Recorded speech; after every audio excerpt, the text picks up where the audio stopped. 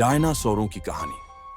प्राचीन समय में पृथ्वी पर विशाल और अद्भुत जीवों का अस्तित्व था, जिन्हें हम डायनासोर के नाम से जानते हैं।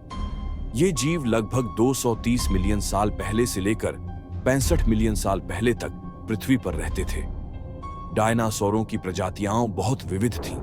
कुछ बहुत बड़े और शक्तिशाली थे, जबकि कुछ छोटे और हल्के थे। सबसे पहले डायनासोरों ने जुरासिक काल में पृथ्वी पर कदम रखा। वे जंगलों, घास के मैदानों और नदी किनारों पर रहते थे।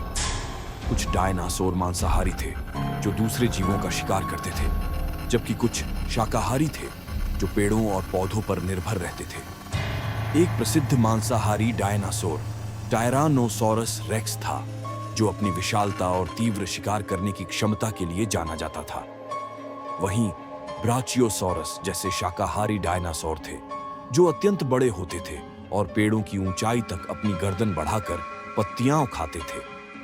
लेकिन लगभग 65 मिलियन साल पहले एक बहुत बड़ा उल्कापिंड पृथ्वी से टकराया, जिससे धरती पर भयंकर बदलाव आया।